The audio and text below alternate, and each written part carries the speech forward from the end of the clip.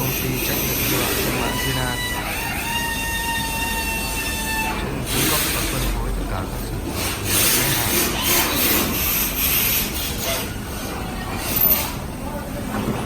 linh kiện phục vụ ngành hàng trên toàn quốc.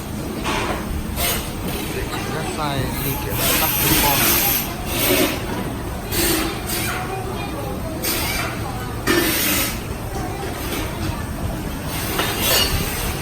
Tất cả các khách hàng trực thuộc là trong và ngoài nước, dây chuyền sản xuất hiện đại đáp ứng tất cả các đơn hàng